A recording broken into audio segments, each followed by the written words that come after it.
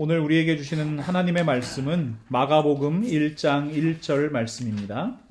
우리 오늘은 한 목소리로 하나님 말씀 함께 봉독하지요. 마가복음 1장 1절 말씀 우리 함께 읽겠습니다. 하나님의 아들 예수 그리스도의 복음의 시작이라. 아멘. 아멘. 예수 그리스도께서 곧 복음이십니다. 예수 그리스도께서 하나님의 구원의 선포 되십니다. 예수 그리스도께서 하나님 사랑의 증거이십니다. 우리를 먹여주시는 하나님의 사랑이 우리와 함께 먹는 하나님의 사랑 되었습니다. 말씀이신 예수 그리스도께서 이 땅에 육신으로 오셔서 우리 연약하고 부족한 죄인들과 함께 먹고 마시고 또 함께 웃고 함께 울고 그렇게 함께 사셨습니다. 그리고 예수 그리스도께서 우리에게 자기 자신을 생명의 떡으로 내어주셨습니다. 예수님을 먹으라고 말씀해 주셨습니다. 간접적으로 경험하는 이야기가 아니라 직접 경험하는 살아있는 복음을 우리에게 선포하셨습니다. 직접 생명의 떡을 먹은 사람들, 그 사람이 바로 그리스도인들입니다. 그래서 우리는 더 이상 달다더라 하는 믿음이 아니라 내 입에 하나님의 말씀이 어찌 그리 단지요 하는 그 신앙으로 살아가는 사람들입니다. 시편 119편 103절의 고백이 우리의 고백되기를 원합니다.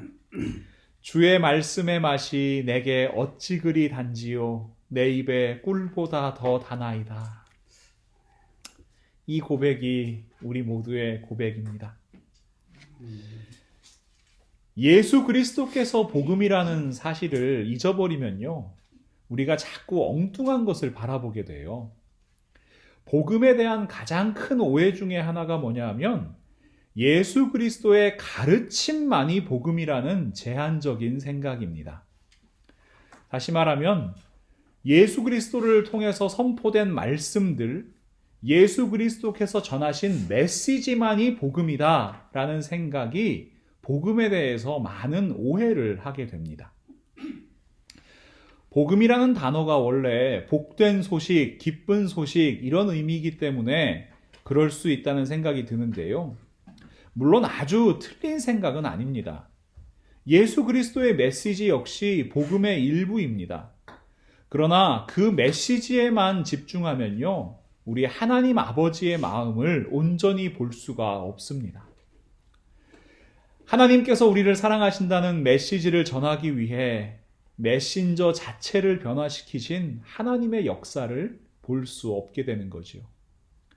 말씀이 육신이 되어 이 땅에 오셨다는 그 하나님의 놀라운 구원 역사를 우리가 깨닫지 못하게 됩니다. 예수님의 가르침만이 복음이다 이런 생각을 가지면 이런 오해를 하게 돼요. 여러분 4대 성인이라는 말 들어보셨어요? 누구를 얘기하나요? 네?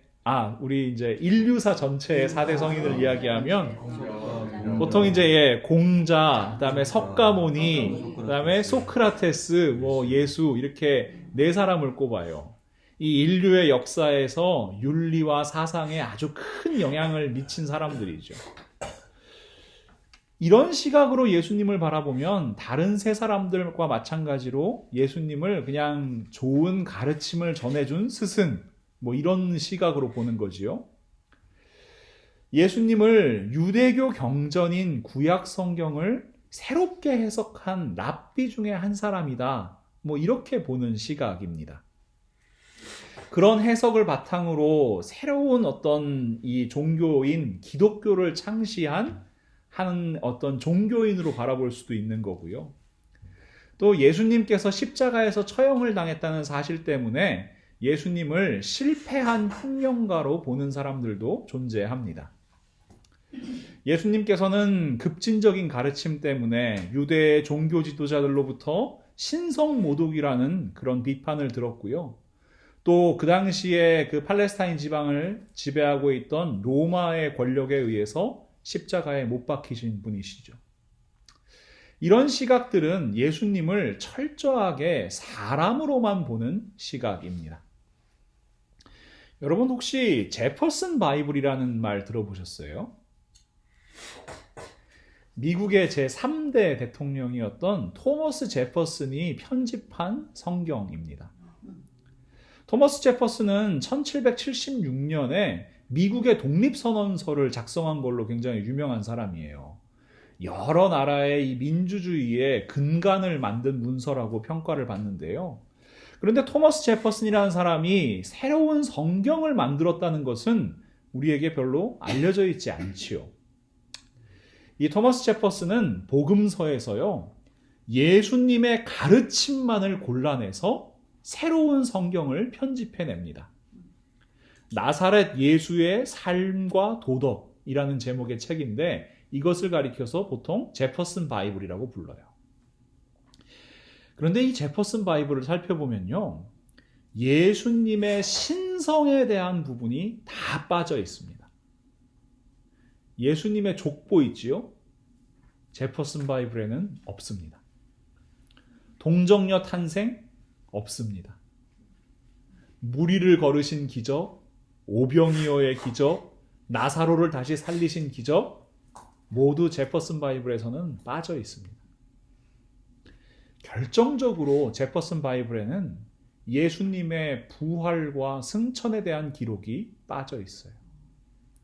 제퍼슨 바이블은 이렇게 끝납니다. 십자가에 못 박힌 예수를 무덤에 장사했다. 여러분 왜 그럴까요? 토머스 제퍼슨이라는 사람이 성경을 새롭게 편집한 기준이 바로 인간의 이성이기 때문입니다. 이성적으로 이해되는 말씀, 과학적으로 설명할 수 있는 말씀만을 골라서 성경을 편집한 거예요. 왜냐하면 토머스 제퍼슨은 예수님을 아주 훌륭한 한 사람의 인간이라고 생각했거든요. 그 사람은 예수님을 사랑과 평화의 메시지를 전한 인류사에서 가장 위대한 스승이라고 생각했고요. 그래서 이 예수라는 인물을 미국이라는 신생공화국의 스승으로 만들고자 했습니다. 그래서 그분의 가르침을 모아서 한 권의 책을 만들어낸 거죠. 토머스 제퍼슨은 하나님의 아들 예수 그리스도를 믿은 것이 아니라 이성적으로 과학적으로 이해되는 것만을 받아들여서 하나의 책을 만들어냈습니다. 이처럼 이성이라는 잣대를 가지고 예수의 가르침을 연구하는 사람들이 주장하는 단어가 있는데 그것이 바로 역사적 예수, 인간 예수라는 개념입니다. 예수 그리스도의 신성을 부정하고 성경에서 신화적인 요소를 모두 제거해야 우리가 그 예수 그리스도를 똑바로 알 수 있다라는 주장인데요. 한마디로 예수님을 알의 대상이지 믿음의 대상은 아니라고 주장하는 겁니다. 심각한 문제는요, 이 시대를 살아가는 우리에게 이러한 주장이 그리 낯설지 않다는 겁니다. 지난 2020년에 라이프웨이 리서치라는 단체에서 미국 사람들을 대상으로 설문조사를 실시해요. 그 답변을 보면요, 미국 사람 중에 52%가 예수는 위대한 교사였으나 그 이상은 아니었다라는 것에 동의했습니다. 그러니까 위대한 스승, 위대한 교사인 것은 맞지만 신적 존재는 아니었다라고 하는 거죠. 그런데 좀 더 심각한 문제는 자신이 복음주의자다, 나는 예수를 믿는 사람이다 라고 밝힌 응답자 중에서도 30%가 이 질문에 동의했다는 거예요. 나는 복음주의자인데, 나는 예수를 믿는 사람인데 예수가 신이라고 믿지는 않는다 라는 사람이 30%에 달한다는 겁니다. 또 설문에 참여한 복음주의자들 가운데 3분의 2가 예수는 하나님에 의해 창조된 최초의 가장 위대한 존재이다 라는 말에 동의하는 걸로 알려졌어요. 우리가 성경 공부할 때 배웠는데요, 이 생각은 325년 니케아 공의회에서 이단으로 규정된 아리우스주의자들의 주장입니다. 그 아리우스주의자들의 주장이 지금 현재는 더 보편적인 주장이 되어버린 거예요. 그래서 혹자는 미국에서 이 기독교 신앙의 근간이 흔들리고 있다고 주장하는 사람들도 있습니다. 기독교 국가인 미국이 위기에 처했다고 이야기하는 사람들도 있습니다. 그런데 사실 잘 생각해 보면 미국이 기독교 국가라는 생각 자체가 하나의 신화일 수도 있습니다. 왜냐하면 미국의 독립선언서는 하나님의 아들 예수 그리스도를 믿는 믿음 위에 세워진 것이 아니라 인간 예수를 아는 지식 위에 세워졌을 가능성이 훨씬 높기 때문입니다. 그러니 지금 수많은 사람들, 그리고 자기가 그리스도인이다, 복음주의자다 라고 이야기하는 사람들이 이런 생각을 가지고 있는 것은 어찌 보면 당연한 결과입니다. 복음 아닌 것을 복음이라고 생각해온 결과입니다. 우리 이제 2주 연속하니까 다 외우시죠? 다시 한번 선포해 볼까요? 마가복음 1장 1절 말씀 한번 암송해 보겠습니다. 시작! 하나님의 아들 예수 그리스도의 복음의 시작이라. 아멘. 여러분, 하나님의 아들 예수 그리스도께서 복음이십니다. 예수 그리스도는 완전한 인간인 동시에 완전한 하나님이십니다. 우리는 그 예수 그리스도를 믿는 믿음으로 구원받은 그리스도인이며 예수 그리스도께서는 그 고백 위에 예수 그리스도의 몸된 교회를 세우셨습니다. 빌립보 가이사랴 지방에 도착했을 때 예수님께서 제자들에게 물으십니다. 사람들이 인자를 누구라 하느냐? 그러자 제자들이 이렇게 대답해요. 어떤 사람은 세례 요한이라고도 하고요. 어떤 사람은 엘리야라고도 하고 어떤 사람은 예레미야나 그런 선지자 중에 한 사람이라고 이야기합니다. 그러자 예수님께서 제자들에게 이렇게 물으세요. 너희는 나를 누구라 하느냐? 너희는 나를 누구라 하느냐? 그때 베드로가 자기의 신앙을 이렇게 고백하지요. 시몬 베드로가 대답하여 이르되 주는 그리스도시요 살아계신 하나님의 아들이십니다. 참으로 위대한 신앙 고백입니다.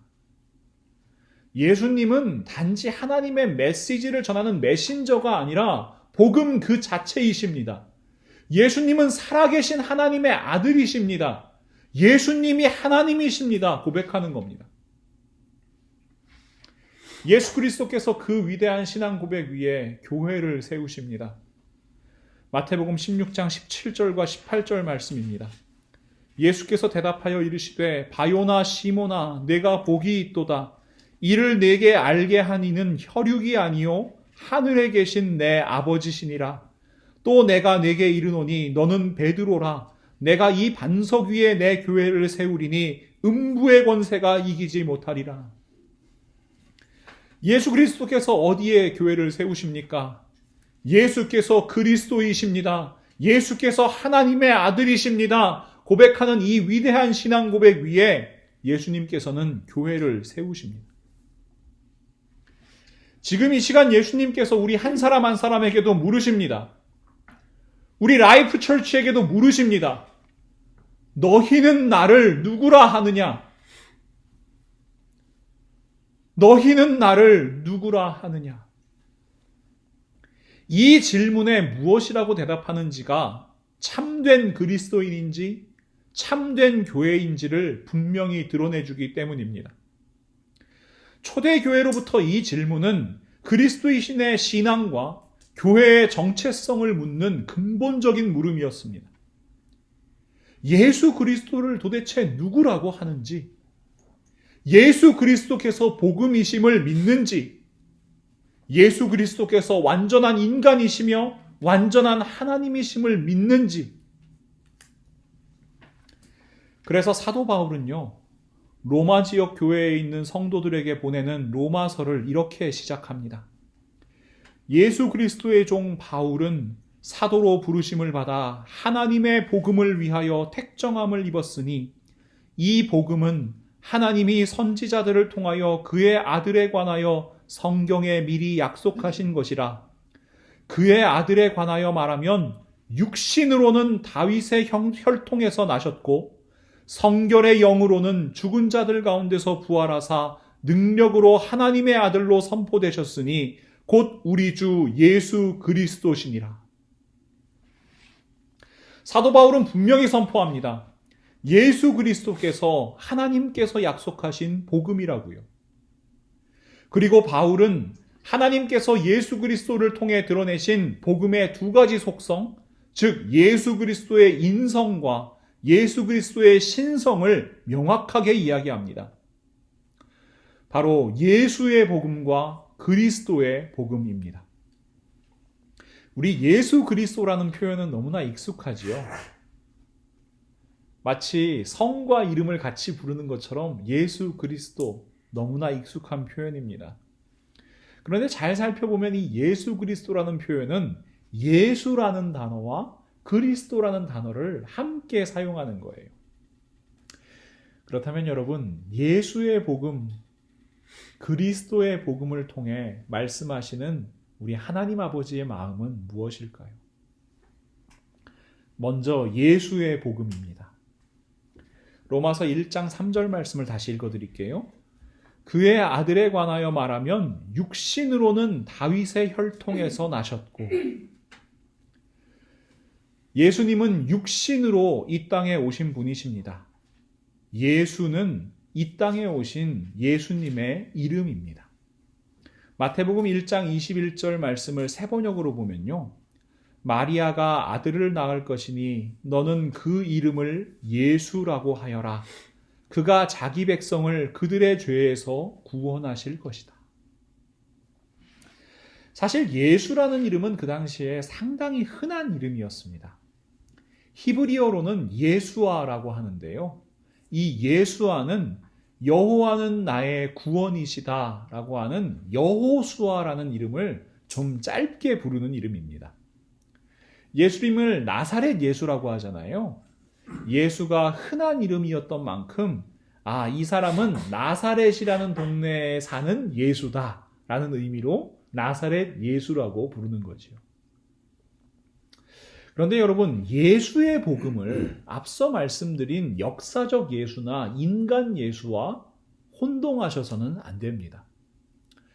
역사적 예수는 아까 말씀드린 것처럼 예수님의 신성을 부인하는 거예요. 그냥 2000년 전에 팔레스타인 지방에 예수라는 사람이 살았다라고 하는 것이 역사적 예수의 시각이에요. 그러나 예수의 복음은 하나님의 말씀이 육신이 되어 우리 가운데 사셨다는 것을 바라보는 믿음입니다. 하나님께서 나사렛 예수라는 사람의 모습으로 우리와 함께 먹고 마시고 함께 웃고 울고 함께 사셨다는 믿음의 고백입니다. 빌립보서 2장 6절에서 8절 말씀은 예수 그리스도의 성육신을 이렇게 묘사합니다. 그는 근본 하나님의 본체시나 하나님과 동등됨을 취할 것으로 여기지 아니하시고 오히려 자기를 비워 종의 형체를 가지사 사람들과 같이 되셨고 사람의 모양으로 나타나사 자기를 낮추시고 죽기까지 복종하셨으니 곧 십자가에 죽으십니다. 우리가 고백하는 예수님은요, 만질 수 있는 하나님, 볼 수 있는 하나님으로 우리 가운데 거하신 분이십니다. 예수님은요, 직접 제자들의 발을 하나하나 씻어주신 예수님이세요. 예수님은요, 인간의 몸으로 모든 고난을 당해내신 예수님이세요. 예수님은요, 십자가에 달려서 자신의 피를 모두 흘려주신 예수님이세요. 자신의 몸을 생명의 떡으로 내어주신 분이세요. 그래서 예수의 복음은 구체적입니다. 예수의 복음은요, 어디 뜬구름 잡는 이야기가 아닙니다. 추상적인 개념이 아니에요. 자, 여러분, 누군가에게 사랑해라고 이야기할 수 있습니다. 그런데 이 사랑해라는 말은 굉장히 추상적이에요. 흘러가며 없어져 버리는 말이에요. 공기의 진동에 불과해요. 그런데 여러분, 힘들고 어려워하는 사람 꼭 끌어안아 준다고 생각해 봅시다. 그 사랑은 구체적인 사랑입니다. 그 사랑은 온기가 느껴지는 사랑입니다. 그 사랑은 경험되는 사랑이요. 그 사랑은 만져지는 사랑이요. 그 사랑은 직접 경험하는 사랑입니다. 미국에 살다 보면 여러분, 한국에서 뭐 경조사가 있을 때 이렇게 그냥 전화나 요즘엔 카카오톡 같은 걸로 연락하는 경우 많으시죠? 제가 멀리 있지만 마음만은 함께 합니다. 근데 정말 여러분 정말 함께 하세요? 이건 역시도 상당히 추상적인 개념이에요. 그런데 예수님께서 우리와 함께 하신다는 약속은요, 그런 공허한 말뿐인 함께 하신다는 것이 아니에요. 우리와 정말로 함께 하시는 거예요. 여러분, 예수님께서 우리에게 말씀하십니다. 마태복음 18장 20절 말씀, 두세 사람이 내 이름으로 모인 곳에는 나도 그들 중에 있느니라. 예수님 약속하신 이 말씀이 그냥 공허한 말씀이 아니라 지금 예수님의 이름으로 함께 모여서 예배하고 있는 지금 이 자리, 이 순간 예수님께서 우리와 정말로 함께 하신다는 겁니다.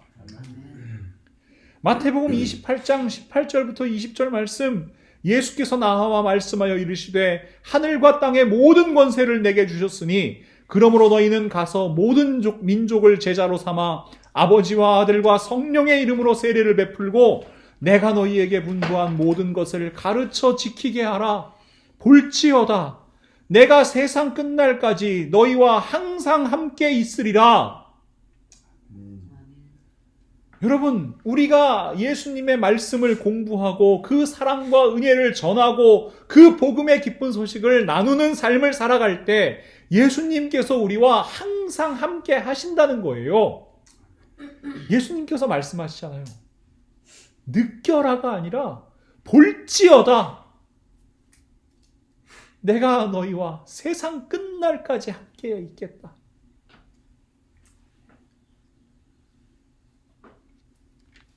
여러분, 이것이 예수의 복음입니다. 복음은 그래서 단지 사복음서에 기록된 문자에 머무는 것이 아닙니다. 복음은 그 문자를 어떻게 해석할지 고민하는 교리나 신학에 머무는 것도 아닙니다. 복음은 기독교인이 지켜야 하는 율법이나 종교적 행위가 아닙니다. 복음은 공짜로 받을 수 있는 천국행 티켓도 아니고 세상에 복 받는 방법도 아닙니다. 기억하십시오. 복음은 우리와 함께 하시는 예수님과 더불어 살아가는 구체적인 삶의 모습입니다.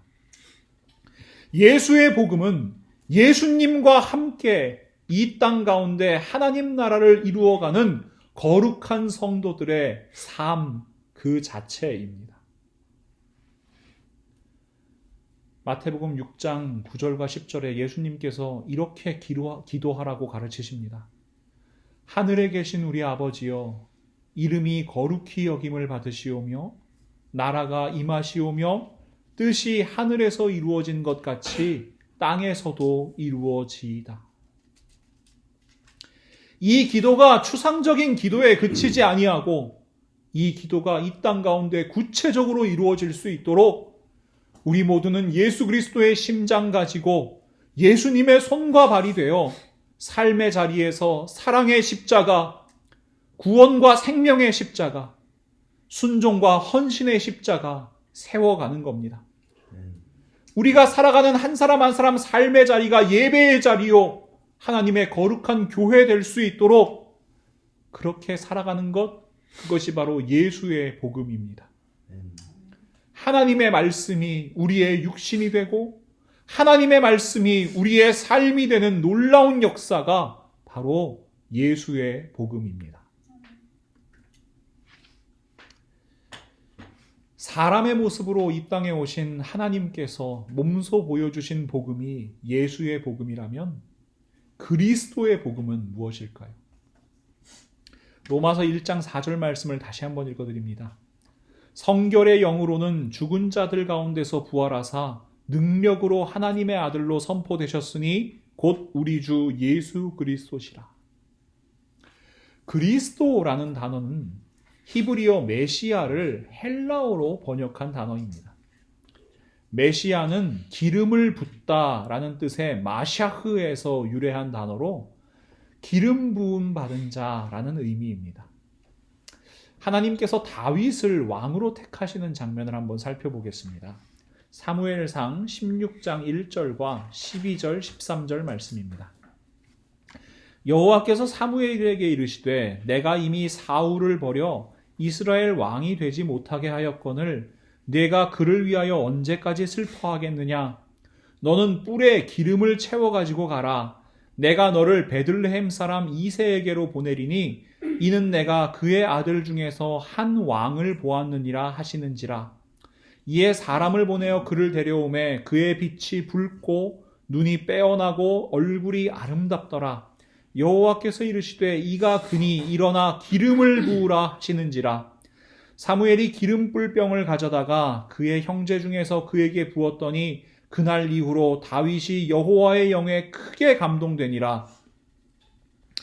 기름 부음을 받은 사람은 곧 왕을 의미하는 것이었습니다. 그러니 여러분, 그리스도의 복음은 왕의 복음, 왕의 선포입니다. 이 선포라는 말을 헬라어에서는 캐리그마라고 하는데요. 캐리그마는 공적인 사자가 어떤 소식을 가지고 와서 공중 앞에 외쳐 선포하는 일을 뜻하는 단어입니다. 때로는 선포되는 메시지 그 자체를 의미하는 단어이기도 하였습니다. 캐리그마는 그래서 대단히 권위 있는 선포였습니다. 여러분 사극 보시면 어명 받는 장면 나오죠? 기억하실 거예요. 어떻게 합니까? 전령이 외칩니다.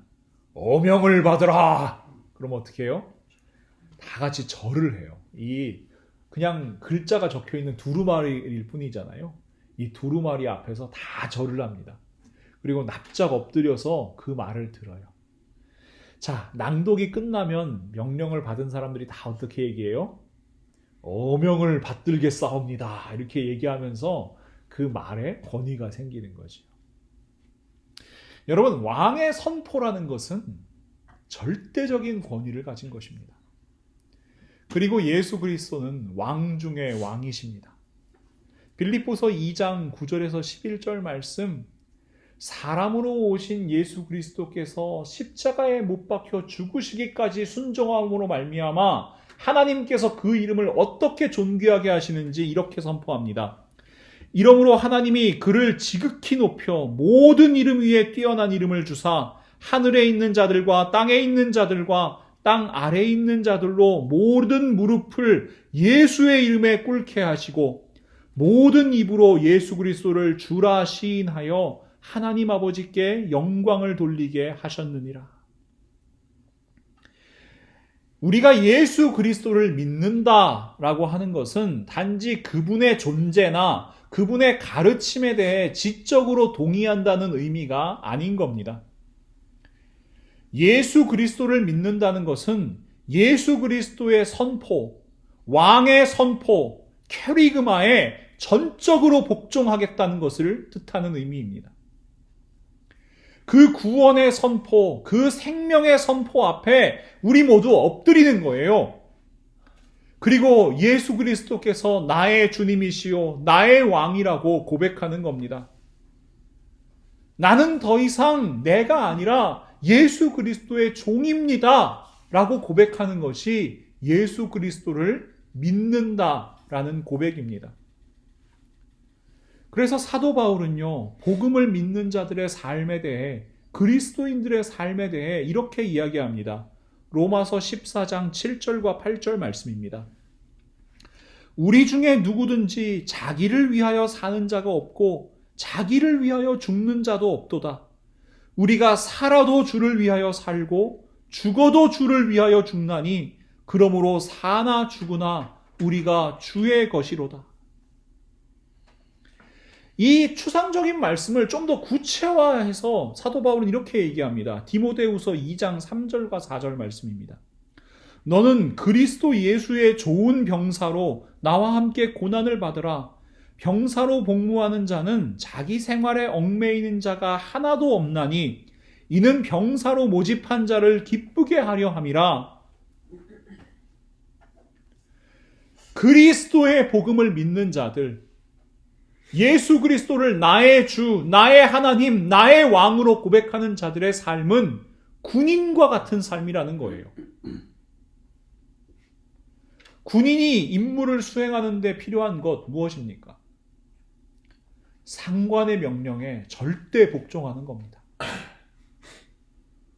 총알이 빗발쳐 옵니다. 포탄이 터집니다. 여러분, 돌격 앞으로! 이 명령에 순종한다는 것은 죽음을 의미하는 것일지 모릅니다. 참호 밖으로 고개 내밀기도 힘든데 그 앞으로 뛰어나와 앞으로 뛰쳐나가야 합니다. 적군을 향해 돌격해야 합니다. 그 명령을 따른다는 것은 죽음을 의미하는 것이라 할지라도 그 명령에 복종하는 것, 그것이 바로 군인의 모습입니다. 그래서 여러분, 복음을 믿는다는 것은 결코 가벼운 이야기가 아닙니다. 살아도 주를 위하여 살고 죽어도 주를 위하여 죽겠습니다. 내 삶의 왕 되신 주님을 위하여 살고 내 삶의 왕 되신 주님께서 죽으라면 죽겠습니다. 이 결단이 그리스도의 복음을 믿는 자들, 그리스도인들의 고백이어야 합니다. 그리스도께서 우리의 왕이시기 때문입니다. 그런데 자꾸만 우리는 이 거룩한 관계를 뒤흔듭니다. 복음을 믿는다고 이야기는 해요. 그런데 여전히 내 삶의 주인이 나 자신인 겁니다. 내 삶의 왕이 나 자신인 겁니다. 그래서 하나님의 기쁨 되는 것에는 관심이 없고요. 나의 기쁨에만 관심이 있어요. 내가 하나님 말씀에 순종하며 그 명령에 따라 사는 것에는 관심이 없고 하나님께서 내 삶의 기쁨이 되어 내 삶을 내가 원하는 대로 이루어 주시기를 바라는 데에만 우리의 관심이 있어요. 여러분, 예를 한번 들어볼까요? 경제적인 부를 누리기 위해서 예수 그리스도를 믿는다라고 생각해 봅시다. 부자 되기 위해서 복음을 믿는다라고 생각해 봅시다. 부자가 되기 위해서 예수님과 함께 먹고 마시기를 원한다고 생각해 봅시다.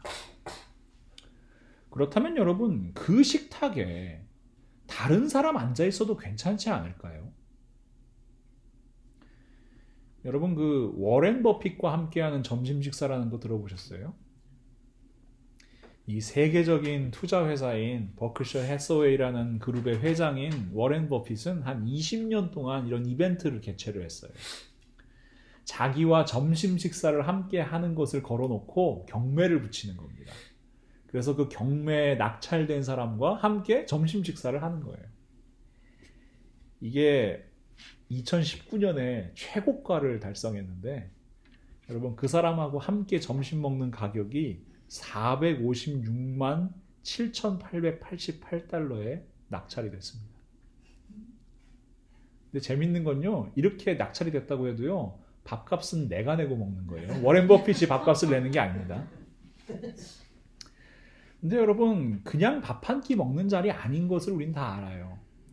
세계 최고의 투자자라고 불리는 사람의 노하우를 배우고 이 사람이 지금 어느 분야에 관심을 가지고 있는지를 알게 되면 내가 그쪽에 투자했을 때 그 456만 달러랑 비교될 수 없는 이익을 얻을 수 있을 거라는 걸 알기 때문에 그 사람과 함께 먹고 싶어 하는 거지요. 그러면 여러분, 부자가 되기 위한 식탁이라면요, 예수님과 함께하는 식탁보다 워렌 버핏과 함께하는 식탁이 훨씬 더 의미 있지 않겠습니까? 예수께서 말씀하십니다. 두 주인을 섬기지 못한다고요. 마태복음 6장 24절 말씀입니다. 한 사람이 두 주인을 섬기지 못할 것이니 혹 이를 미워하고 저를 사랑하거나 혹 이를 중히 여기고 저를 경히 여김이라. 너희가 하나님과 재물을 겸하여 섬기지 못하느니라. 신하가 된 도리로 가장 큰 죄가 무엇입니까? 반역죄입니다. 두 왕을 섬기는 죄입니다.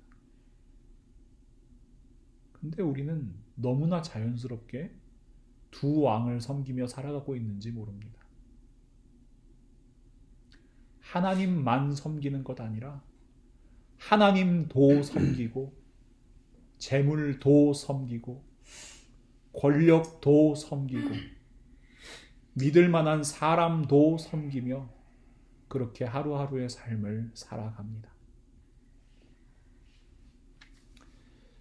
그리스도의 복음을 믿는다, 왕의 복음을 믿는다 라고 고백하는 것은 여러분, 누가 내 삶의 주인인지를 결단하는 고백입니다.